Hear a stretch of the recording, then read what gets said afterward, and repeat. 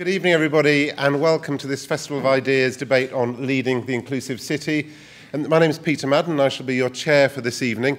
I'm very pleased to be chairing this debate tonight because I run an innovation centre, a new urban innovation centre called the Future Cities Catapult. And we're about how we find solutions to complex urban challenges, those big challenges facing cities in the 21st century, which is a huge part of what Robin's new book and his talk this evening is about. Robin, he is Professor of City Leadership at the University of West of England, but I think he's also a familiar face and voice to many of us in Bristol, because Robin, he talks about in the book what he calls engaged scholarship.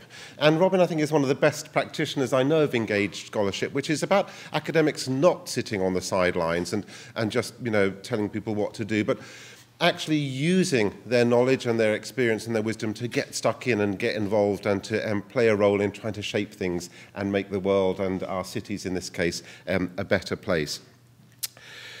The format for this evening will be that Robin's going to talk for about 30 minutes and give a presentation on what's contained in the book, and particularly on this idea, which you'll see coming through, about the importance of place in leadership in cities and how place-based approaches have been too much neglected, I think, by policymakers and others in thinking about how we run our countries and our cities. Then I'm going to ask George Ferguson, the Mayor, to give a very brief response, looking not really from a Bristol perspective, but more from a kind of what he's seen around the world in terms of leadership approaches that he admires. And then we'll open the floor to questions from the rest of you, and we should have a good 20-25 minutes for you to get involved. So without further ado, I'd like you to welcome Professor Robin Hambleton to this talk. Robin. In the book, I do have a lot of thank yous. The acknowledgements section is quite long. There's 94 people named in it. Quite a few of you are in this room. But I do want to make clear my thanks to all the people who've helped me so much put this book together. Okay, some quick audience research now. This is very scientific, advanced social science stuff. If you are a public servant, in other words, if you work for local government or the health service or the police, if you're a public servant, could you just raise your hand? We'll get a sense of who's in the room. Okay, so we've got some public servants, thank you very much. Have we got friends and colleagues from the private sector in the room? If you work in business, and okay, thank you. I think we may have some politicians. I know we have got George. Are there any other councillors or elected politicians in the room? No? Okay. How about people who see themselves as community activists of one kind or another? And I'm including I'm including people who work in the voluntary sector here. Okay, thank you. Then we've got academics. I imagine there might be one or two academics here. If you're an academic or a student or a faculty, you might put your hand up more than once, that's okay. Anyone from the media? No? Nobody's risking that. Well, thank you. There's a reason for me asking that, because in the talk I'll say something about what I call realms of leadership. In any place there are different realms. In other words, people coming towards the leadership of a place with different backgrounds. And in the room we've got that already, I think, quite clear. Okay. In this presentation, I'm going to divide it into three parts. Firstly, a little bit about our urbanising world, and there's a dramatic urbanisation of the planet taking place. Secondly, I will say something about the power of place-based leadership, as Peter was outlining. And then thirdly, the last section, just one or two possible themes about the leadership of innovation.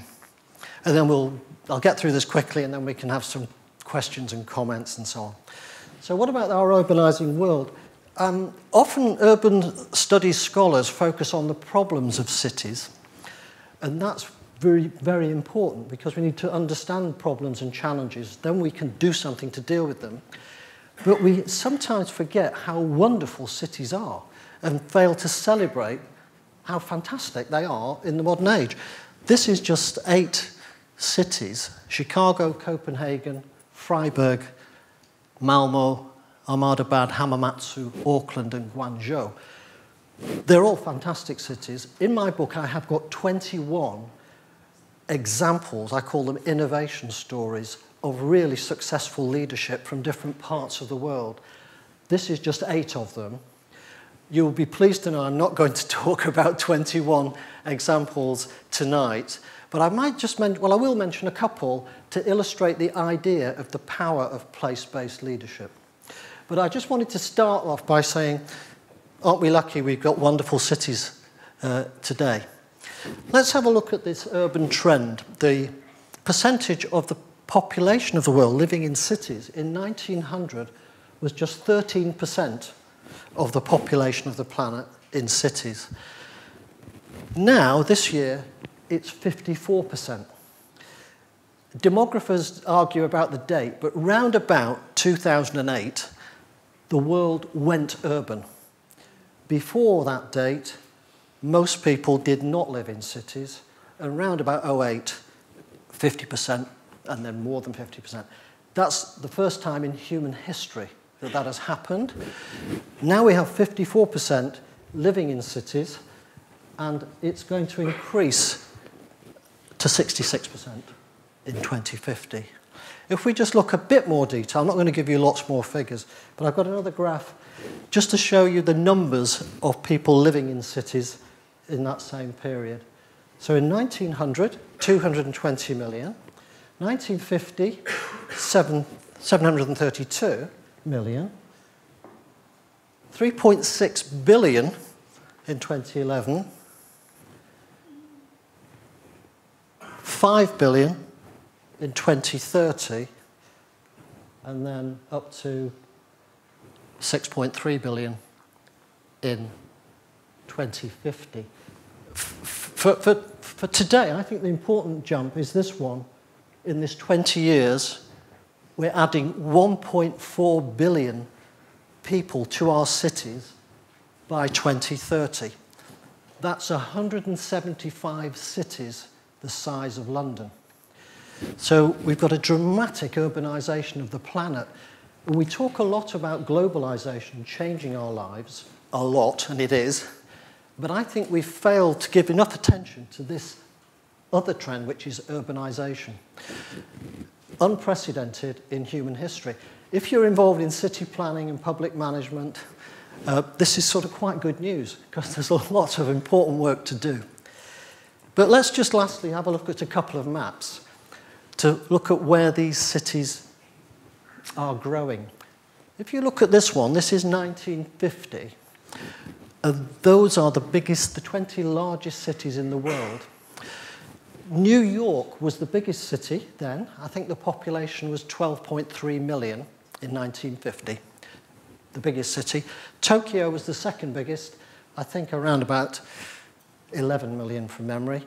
London was the third. London's 8 million, just to give you a sense of the figures. And on the next map, the blue columns, this is the population of each city, is to scale, okay? So the higher the column, the higher the population. So it's a dramatic shift. If you remember on the previous one, Europe and Russia were significant. They're not on this map. In the US, you've only got 2. New York and LA are still megacities in the future. But you can see there where there's been a rapid growth. A megacity is a city of more than 10 million. Here we've got quite a few cities. I think there are 7 with a population over 20 million. In other words, double mega. Tokyo will be about 38 million in 2025.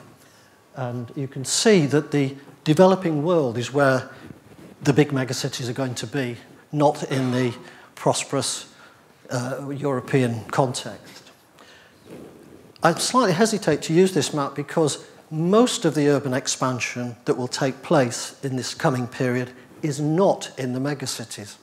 It's in the cities that are less than 5 million. It's going to be a huge expansion, those large numbers, in a lot of cities that are smaller. So the leadership and urban management challenge to deal with that growth and expansion is absolutely enormous.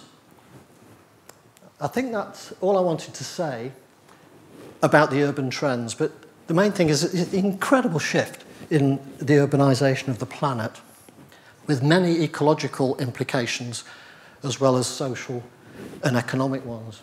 Okay, let's go to the second bit. This is about the power of place-based leadership.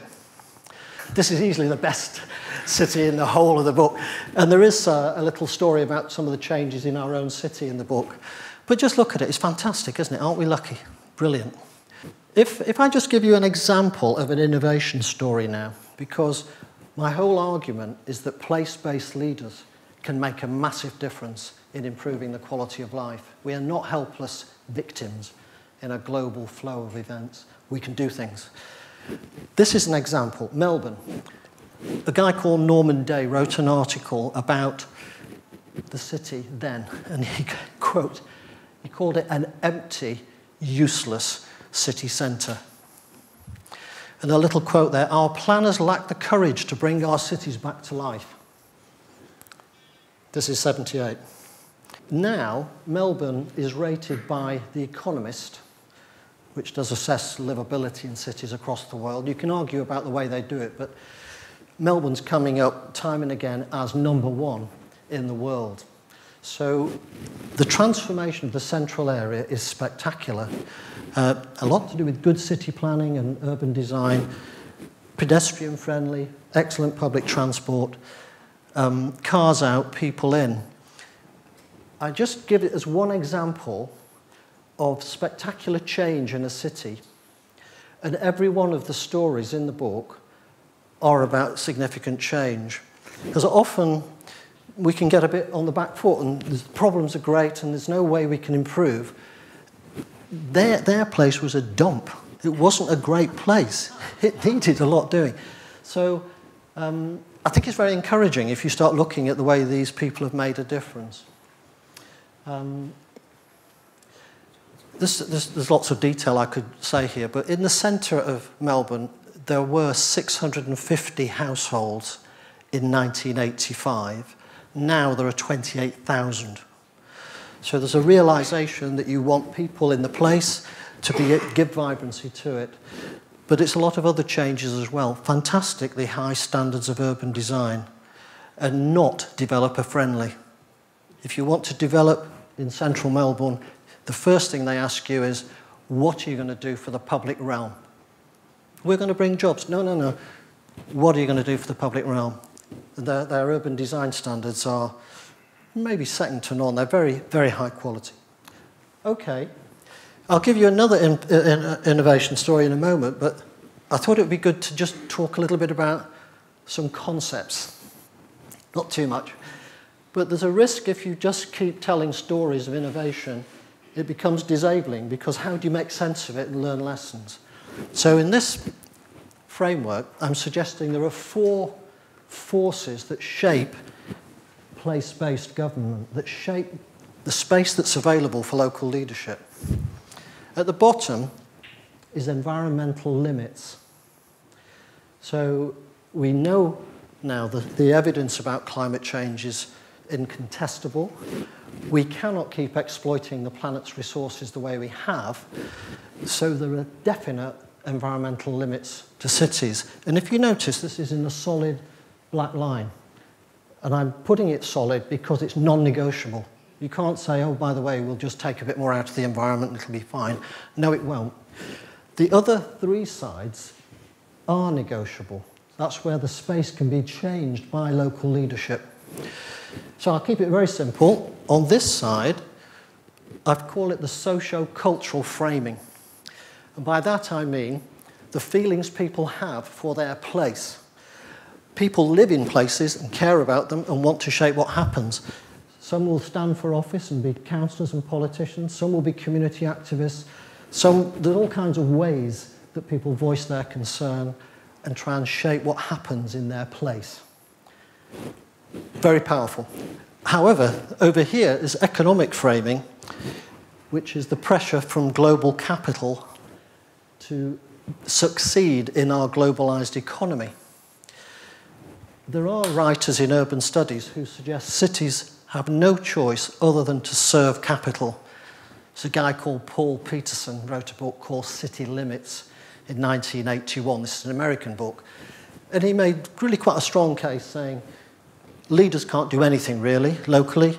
They've just got to look after capital investment and they have to serve capital and get jobs or they're finished. That's an extreme view, but he's written a book claiming that. So there's a bit of a conflict going on here between local actors wanting to make the city the way they want it and economic forces limiting how much space they have. What's the last bit at the top? In any city, there is some governmental framing constraining what cities can do in terms of legal powers and so on. And that varies a lot across countries. We in the UK live in a very, very centralised state. None of the other countries in the book that I've written comes anywhere close. So we're obsessed with centralised power, and I call it centralisation on steroids. It's extreme. And unless we look at other countries, we'll keep going down this over-centralised model, and that is holding Britain back. My last job was in Chicago. I was a dean of a college at the University of Illinois at Chicago. And there the space for local leadership is totally different. And the constraints that we seem to accept on cities wouldn't even be discussable in a US setting. So that's the framework. Let me quickly then amplify it. I'll be quick now just to give you the ideas. I'm arguing in any place there are 5 realms of leadership and they all contribute to successful cities. At the top are political leaders. We elect politicians to lead, and that's a critical role because they can set a tone for what a place should be like. Over here, this is, I went round with the questions. We've got public managerial leaders, often not seen as leaders. Often people I work a lot with, local authorities, often they say, well, I'm not one of the leaders, it's the politicians. In truth, public servants are really important leaders, and we undervalue what they can bring. They're not elected, but they have other reasons for exercising leadership, like professional skill, experience, and so on. So they're important leaders as well. So that's the state, too. There are 3 more realms. The community activists, who want to pressure the state and other actors to respond to their feelings and concerns. We have a very vibrant democracy, I think, where different voices are being brought to the table. Business leadership, the economic success and prosperity of a place is critical, so business leaders can make a major contribution, sometimes, particularly actually in my experience in the US, very significant, and then trade unions also can make a major contribution. So the argument here is there are 5 realms. And you notice the shaded areas, I call those innovation zones. So the argument is, if you can bring people together from these different realms of leadership, it might be a bit uncomfortable, because these people are very different, but then you can discover new ways of doing things because of this challenge you get from these different perspectives. Now, sometimes when I give this talk, people say, okay, Robin, we can see we've probably got 5 realms, yeah. But those shaded areas in my city, they're not innovation zones, they're conflict zones. Have you seen how our officers get on with our members? Or have you seen these community people? They're always up the wall about... Yes, every city's full of conflict, and leadership is about orchestrating productive things from the conflict. And that's why the link between leadership and innovation is so important. And it's not well understood even now. But in these cities, I think it shows bringing these together can make a difference. In Melbourne, the politicians set the tone. The urban professionals, particularly the city design team, were leaders in the design of the public realm, but other players also had a key role.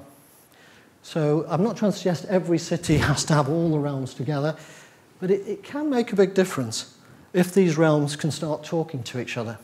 I've just nested the 5 realms in the frame that I gave you at the beginning, so it's still the same frame, but it's a way of thinking about your place. And the same diagram again in a flow chart. This is the same information. We've still got the environmental limits. You've got those variables feeding in, the legal framework, the governmental framework, the socio-cultural, the economic, shaping the agency exercised by civic leaders, and that then leads to new results, new practices, new institutions, and there's a learning process. So I suppose what's a little bit new is bringing these different realms of leadership together and trying to be creative in drawing strength from the different realms. Okay, I've got one other example. Has anyone been on the High Line in New York City? Do you want to raise your hands? Have you? Yeah? Great. That's a picture of this disused railway down the west side of Manhattan in 1980. Mayor Giuliani, in his wisdom, pressured by developers, signed the demolition order to get rid of it. Two gay guys living in a couple of gay neighbourhoods down this area who were not urban design or city planning or property. They were just like this wilderness space. And they met and they said, well, maybe we can try and do something about this. So this is not the state, not the politicians. They wanted to demolish it. It was local activists. And it's a long story, it's in the book, but it's an incredible story where local people just said, well, this is a precious asset. Maybe we can do something with this. Maybe it shouldn't be demolished. This is Manhattan. Think of property developer power in cities. This is one of the most expensive places on the planet. And they're well organized, these people. And these two guys just took them on, and they won. Now, the High Line has been transformed into a public park. It's a linear park through the city on that first floor level. It's totally accessible for people using wheelchairs. It's a public realm. It's not privatized. There's some wonderful nature in the city. And you know what Manhattan's like. This is very busy, very noisy, lots going on. One floor up, it's really quite peaceful. It's absolutely fantastic success story. Mayor Bloomberg reversed the decision to demolish it. Obviously, they didn't just do it without permission. And he brought the city professionals round to help design and develop it. And it really is an extraordinary place to visit. If you're going to New York, I recommend it. The design is outstanding. This is the original railway lines here. So they've tried to allow the modern design to speak about the history. There's a fabulous exhibition and everything as well. So this High Line is now recognised as probably one of the best public parks in the world. This was a disused railway about 12 years ago. Why am I giving you this example? A, it's inspirational, but B, this was not the state. This was community activists who took on the state and changed the whole set of possibilities. Now their problem is there's too many, 4 million visitors a year go to the High Line. So there's almost a danger that the success is going to spoil the asset that they've got. The last part is about leading place-based innovation. This is Guangzhou. You know, in the earlier maps, I showed you those mega cities. Guangzhou is in the south of China, and it's one of the ones that will be above 20 million. It's already about 14 or 15 million. No one's quite sure because of migration in China, but it's a very big city. Huge congestion problems. What happened there was, it was around about 2005, I think, the mayor of Guangzhou became very concerned about this congestion becoming completely out of hand. And it's an example of city-to-city learning. We can learn such a lot from the global south. In Latin America, Curitiba was the first city to do this. They developed bus rapid transit. Now, does anyone know what bus rapid transit is? Maybe one or two. Maybe I'll just explain it quickly. Some of you obviously do. Basically, if you think of like a metro, where you go, pay at the station, get on the train, you move fast around the city, or sometimes not always, but quite often. Imagine a surface metro, and it's not rail, it's buses. So these are express bus lanes. So you are not buying tickets on the bus, you buy at the station, you get on the bus, you move. This is the largest bus rapid transit system in Asia. And you can move, they move people, 25,000 people per hour in a single direction. That compares with the metro. In fact, few metros are better than that. The cost of having a bus rapid transit system is 10% of a metro. 10% for the same performance. And Curitiba, are also in the book, developed the idea, a radical mayor who came and spoke actually not long ago in Bristol, Jamie Lerner, took road space away from cars. So we're not having that, we're going to have something along these lines. Enormously unpopular. Motorists up the wall about this, already congested, and this was true in Guangzhou. It was already totally congested, and they take road space away. So there was a lot of protest, and it nearly didn't go ahead. But the mayor had the confidence to keep going. But the best thing about this story is they learnt from, it wasn't actually Curitiba, it was Bogota, which has got a fantastic system, probably the best in the world. So there's some nice learning going on that's not to do with Europe and North America. This is a different way of networking. I work in a university, the University of the West of England. I'm very proud to work there. Universities can make a major contribution to the quality of life in a city, but they don't often prioritise it. And I think, Peter, you mentioned engaged scholarship. We can actually contribute. It's not like we know everything. No, we don't. But by co-creating new knowledge, we can make a big difference. This is the University of Cape Town, some of the Cape Town students working on an informal settlement. You know, I mentioned the expansion of cities in the developing countries. In the world today, there are 1 billion squatters, probably more. In other words, informal settlements that just arise. And what they've done here is the students have worked with the residents to reshape this informal settlement. This is Langrug, which is near Stellenbosch. To make it much more livable. This is very basic. They talk about taps and toilets as being the key to improvement if you're living in an informal settlement. But wonderful experience for the students, having to think, how would you do this, problem solving, but also great for the residents and a very nice partnership. And that happens in a lot of other universities, including in the Western world, and including here in Bristol. So maybe there's something that universities can do that's quite helpful. This is Freiburg in southern Germany. Some would have a dispute about this, but I think it's probably one of the greenest cities in Europe. And again, it wasn't always. If you go back to 1970, they had no bike paths in Freiburg, none. A bit like Bristol about 10 years ago, none. Now they've got 300 miles. And the city's not big, it's 220,000 population. And they've designed these neighbourhoods. This is Vauban on the south side of Freiburg. You see a little kid on the bike. It's really safe places. You can move in with a vehicle if you have someone infirm, perhaps who needs to get to a home. But the idea is to get the cars out. Public transport is fantastic. Car ownership in the city is going down. Car ownership is going down because the transport's so good. Why would you want to have a car? You can obviously hire them or use car clubs and so on.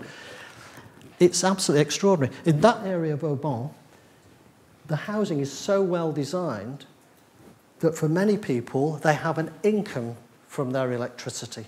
In other words, they don't pay an electricity bill, like most of us. They've got such a lot of spare capacity from their solar-powered home, they sell their spare energy to the grid. So they have an income from electricity. Very, very well designed. So it's not the only place. Malmö is another good example. Copenhagen. There are lots of good examples of green practice. And it's spectacular that we will be European Green Capital in Bristol in 2015 because we can become very active in that international pressure for greener cities. I think, Peter, I'd like to just make three things and then stop. The first thing is I'm trying to suggest to you that place-based leadership can make a really big difference. And there's a lot of evidence in this book to support that claim. So it's not just, oh, I wish it could happen. It's actually happening. And in some places, it's spectacular, the success. Secondly, we can learn a lot by communicating better between cities in different countries. This city-to-city learning, it's increased remarkably in the last 15, 20 years. But I think we can get better at doing that so that we can really draw, I call it relevant lessons. There is no such thing as best practice. I put that out because I read so many reports and people say, oh, this is the best practice. I have a whole chunk of one chapter proving why there's no such thing, and I can answer that in questions if you want. I think having ideas about best practice holds back innovation. There's no such thing. You have to invent your own. And then maybe the last thing about leadership, it's multi-level. So senior figures in a city can set a tone for leadership and encourage it and expect innovation.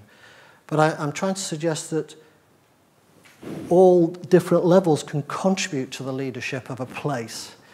So it's not just top people who are leaders. It's those different realms can all contribute, and it means all of us can contribute to leading the inclusive city. Thank you very much.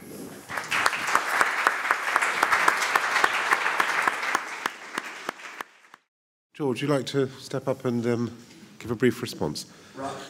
I spent my life learning from other places, and there are no better lessons than learning from other places. And I think that's what Robin's told us today. And I'm fortunate to have been to most of the places he's mentioned. I've never been to Australasia. But Melbourne is a place that clearly provides loads of lessons, and we want to try and get Rob Adams, who has been a great placemaker in Melbourne, to come over next October when we're going to be talking about city leadership and making a difference. But what I think, Robin, in your excellent talk, and which should inspire us all to buy his book, what you've talked about is place, but what we all realise, that behind place is people, and that we mustn't mistake place just about being the physical, that good places are made out of the activities that happen in them, and that's very much what it's all about. And I'm always intrigued by the way that flap of the butterfly wing can make a huge difference, like Jane Jacobs did in Manhattan when she fought the establishment when it was all to do with driving highways, and she realized that a highway was going to drive through her community, and she fought it and she won. And Jane Jacobs is one of my great heroes, and now the two gays by the High Line are my new heroes. And who are the equivalent in Bristol who are going to do the same to the M32 or whatever it may be in times to come. But I think that this should be about the big picture. We should talk now not about the little things in Bristol. I think what's really important, because it's terribly easy to descend into that, let's talk about the big picture. What is it that changes mood in a city? It is interesting to me that the mayor of Curitiba that Robin referred to was also an architect. There's a very, very small club of city mayors that were architects, and one was Malmo, one was Curitiba, and one is... And on Wednesday I go to Guangzhou. I'm now prepared for what I'm going to see.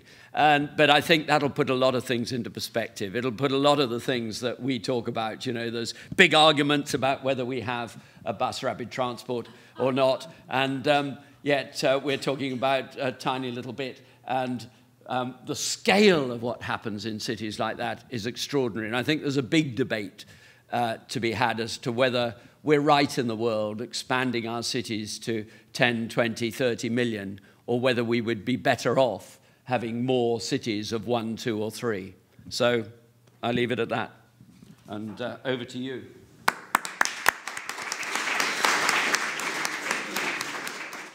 Now we've got plenty of time, I think, to get questions. I think we'll take questions in 2s and 3s, because I think there's quite a lot of people who want to ask things, and in that way we'll get more questions in. I'm going to take Chair's prerogative and throw you the first one, and while people are formulating their questions. I guess my question is this, Robin. In the book, you make a very persuasive critique of what you call, I think, disabling departmentalism, and the way that central government carves up the world in sectors. You know, in order to manage it, it carves everything up in sectors, and it just sort of seems to forget that those sectors need to interact, and they interact in places, and that how a place-based approach, where understanding how these things fit together in a real context, opens up so much possibility. Yet we never seem to get there. in this country. So I'd like you to think about why not? And will it ever come from central government, or do we have to grab it, or how are we going to resolve that one? And let's get a couple more questions then. So, my name is Paul Hassan. I'm involved in a community radio station in St Paul's called Ujima Radio, which has been a hub of the city. And I suppose my question is, and I take George's steer about turning this into something bigger than parochial issues that might obsess us. I was interested on one level, but I was also slightly disappointed by your talk, because I was really expecting a conversation around inclusivity and what inclusive city was. And you touched on it a little bit by talking about gay community in New York sort of campaigning. And I know I've picked up anecdotal evidence to suggest a diverse city, a city that values different communities, like having a strong gay quarter, having a strong BME population that isn't ghettoized, and finding that those cities are sort of marginalized within the city, are cities that grow because they become more creative, etc., etc. And I just wonder, because you didn't seem to address that at all, whether you could talk about examples of cities that truly are diverse or embrace diversity, and what benefits they actually bring that we in Bristol can start to look at and share. Great. And then the gentleman next to you. Hi, my name is Marvin Rees. I think I'll pick up on the similar themes. I mean, first of all, I would just say, on the point of central government, some people in the most vulnerable communities have always relied on central government to set standards that you couldn't necessarily leave to local governments, particularly around equalities issues. So got to be really careful about just saying that central government is all not good and everything good is at the local level. I take pushback on that. I think similar question, really. One of the things I've been thinking about in Bristol is, how do you do development without gentrification? So I come from a part of the city, Easton, Lawrence Hill, where I grew up. And Easton is dramatically transforming. St Paul's is transforming dramatically. And while on the face of it, it's great, the scaffolding goes up, the buildings get renovated, actually historic communities end up getting shifted out. And that's not necessarily good for the city dynamic. And I think one of the things that I would be really interested to hear you talk about, I watched a talk recently by the guy who wrote the book, The Art of City Making, and it was a slideshow of his favourite buildings. It wasn't about dealing with historical fractures that have existed between different groups of people. So how do we marry up urban development, city development, with the reality that we are one of the most socially immobile countries in the Western Hemisphere? And actually that can really undermine the integrity of the glitz and glamour that can present itself to the outside world. Well, firstly, on your question about departmentalism and silo thinking, in my career I was quite lucky to work in several local authorities, 4 actually, and then in central government over about a 10-year period. And I think you can make this stack up, that Whitehall or central governments, because they're more distant, are more departmental. And it's not like these were bad people. I just think the whole way information is gathered and presented is driven by departmental priorities, the higher up you go. Now, I'm not making a big claim about local government being totally, how can I put it, departmental free. It happens locally as well, but there's more opportunity, particularly if you devolve management to a very local level. And in the book, I use Malmo as a good example, where they have very decentralized management. So you've got teams on a small area basis that really work with communities in a very creative way and are less trapped in their departmental perspectives. If I could move on, and thank you for those 2 questions from the back. I've got, maybe this isn't a very adequate defense. Doing a presentation about a 400-page book is a bit tricky, and you've got to do it in 20 minutes. There's a whole chapter, chapter 10, which is called The Diversity Advantage. The whole chapter is about how helpful and positive it is if you have a diverse city. And in that chapter, the one that's probably a world leader is Toronto, where at this point, more than half the people living in Toronto were born in another country. And that's happening now more across the world or in parts of cities, but that is very unusual. So in Toronto, this is more than half the people. It's not their mum and dad was born somewhere else, they were born somewhere else. So there's incredible challenge, 160 different groups living, ethnic and national groups in Toronto. So they really got onto that and did a lot of very creative work. And when you talk about the inclusive city, that's probably one of the best examples I can think of, where before they had a slightly strange mayor who's recently been got rid of, this guy called Rob Ford. This is something we don't want to talk about Rob Ford. So they did have a bad mayor. You can have a bad mayor, George. It has to be admitted. But they've got rid of him, and now they've got a better one. But that experience there was very positive. Then the Eurocities network, that's 70 of the biggest cities in Europe, have a really strong diversity agenda that they're sharing knowledge about how to respond to the needs of multicultural cities now. That's really first class. And there's a lot can be done at the local level to address those concerns. But forgive me if I didn't bring that up. Maybe another time I'd get that more front of stage. Last thing, I think that business about the realms of leadership working together, bringing those diverse forces together, I think that does work in a city like Toronto, where you really need to think a lot more about the needs of different communities of interest and place when you govern in a multicultural city. Thanks very much. I'm Janet Askew. I like your ideas of these different sorts of leadership, and I think that comes together very well in a city. But it strikes me that the buck often stops with politicians, whether they're local politicians or central politicians. And where places have been successful with successful leadership, they seem to have managed to get their message across to ordinary people, to communities, to the public. How do you think, or how in your book do you think that ordinary people can accept some really radical ideas? How can we get that message across? For example, car reduction or parking schemes, or you know, like even metro buses or better public transport, are things that we know will really improve the quality of life in cities, but many people resist. Thank you very much, Robin. Simon Power from Arrow. Could you say a little bit more about how you gather the data for your book, you know, and how you have made sure, I guess, that your views of these cities as objective as possible? Hello, my name is Julia. You know, diversity and, you know, behind places, people, etc., etc.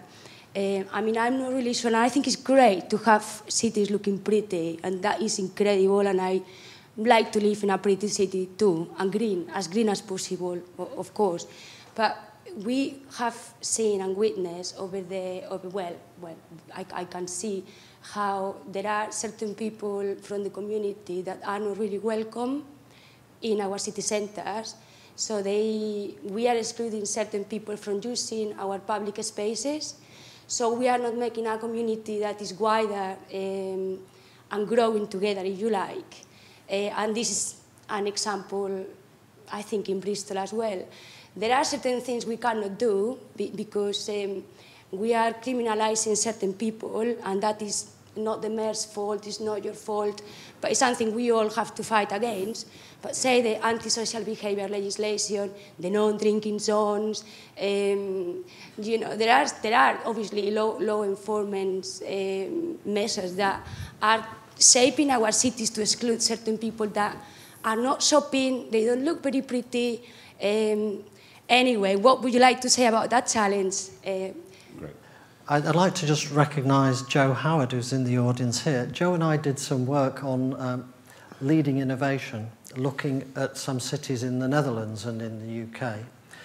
And we learned a lot from effective leaders. And one thing that's not written about much, but we tried to write a little bit, is about the emotions leaders bring to the task. Sometimes we do dry analytical studies and so on. If you think about leaders who really influence how you think and behave, they make an emotional connection, and you feel differently because of the way they lead. So I think really good leaders are very emotionally intelligent and connect to people at that level of a passion and a real enthusiasm for doing things. I was in Chicago in that last job, and Barack Obama was my senator. He was my senator in Illinois before he ran for the National Senate, and then, as you know, later he ran for president. And I used to use him a lot with students, not him personally, but talking about his leadership style. I think you make an emotional commitment, and then you demonstrate by the way you live and act that really attracts people, and I think there's some brilliant examples in the book of leaders doing that. If I can go to your very good question about what's the evidence behind all these claims. Again, in the book, and again, Joe and I worked this out together, these are not detailed case studies proving that Melbourne's the best place since sliced bread. The concept we developed was something called an innovation story. I didn't talk about it, there wasn't time. But it speaks to what you said, Peter, about engaged scholarship. If you can co-create by academics and practitioners working together and listening to each other, you can develop an understanding that draws on scientific knowledge and tacit knowledge. A lot of people in communities and activists and so on have enormous knowledge because they live here and they understand things, and it's not necessarily written down. So a really good innovation story draws on both sources of knowledge, and then it becomes what I call a plausible narrative. Now, there's lots of cities promoting what they do through marketing and so on, and you've got to watch that because there's some misleading stories out there. But I'm very comfortable, because people in all those 21 places help me co-construct the story, that they're quite solid. And you can have a dispute about how good is the High Line or not. That's fine, but they wouldn't be in the book if I didn't feel hand on heart these are plausible accounts. Just to go to your question about the access in the city, just a couple of quick points. There's a very, very good book by Anna Minton called Ground Control. She's a journalist, and she's written this book about the privatisation of public space in our cities. She's not actually a city planner, she's a journalist, but a very good one. And she shows how over time we're eroding the public realm and letting private developers control space, like shopping centres and so on, but also gated communities. And in the book, I've got an example from a shopping mall in upstate New York where a lawyer was arrested. This is a lawyer. He had a T-shirt on, and on his T-shirt it said, "Give peace a chance." He was arrested in a shopping mall, and he thought, these people are wrong. I'm going to take them to court. They were right. The space was a private space. So he lost the case. He lost the case because the argument was, this is not the public realm, you're not allowed to make political statements in here, this is a shopping mall. He bought the T-shirt in one of the shops. But I'm speaking to your argument that there's a lot of pressures making places exclusive and only certain people allowed to go in and closed off. So we have to fight that. And again, just to reinforce the High Line, it's an inclusive place. Anyone can go there, and I think that's important. And we've got many good examples in this country too. But we have to fight that hard, because Anna Minton shows that creeping privatisation of space is really getting a bit out of hand.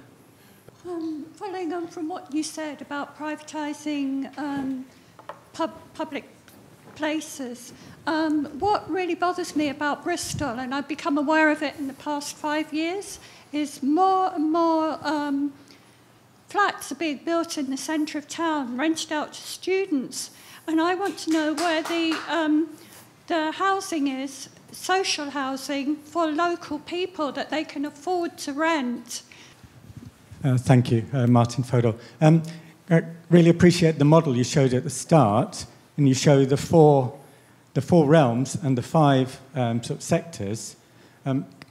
To make it positive, can you identify ways to make that work so that all 5 sectors work together, so that all 4 realms are recognised? Because we don't appear to have that, and we have this sort of blame that a government only follows, say, a growth agenda, the economy.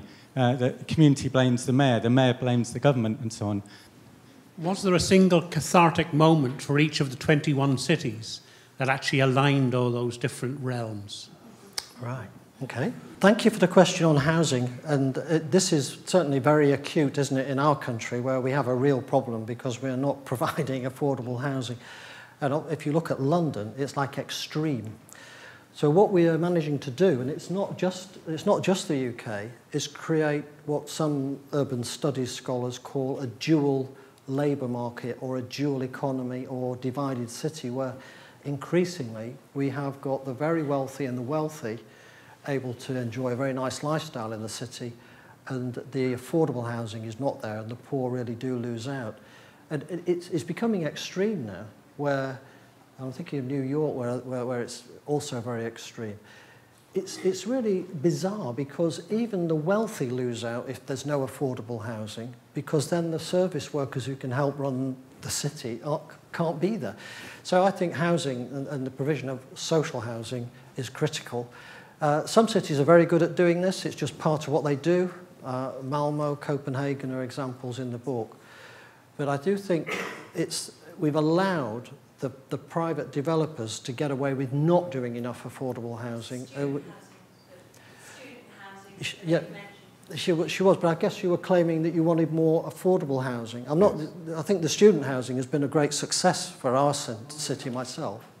And when I went back to the Melbourne example, 25,000 housing units in the central area when there were 650. A lot of those are students. And they're young, they're lively, they make the city vibrant. So the student housing has been a real success story in Melbourne. And you can ask any resident there, it's a real success. Right.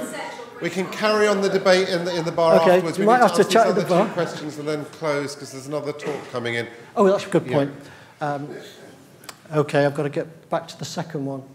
About the all the realms, all those different sectors and realms coming together in a positive way. Yeah. So, I call it innovation zones, but there are spaces where you can bring, this is what good leadership does, is bring people into those spaces that wouldn't normally meet.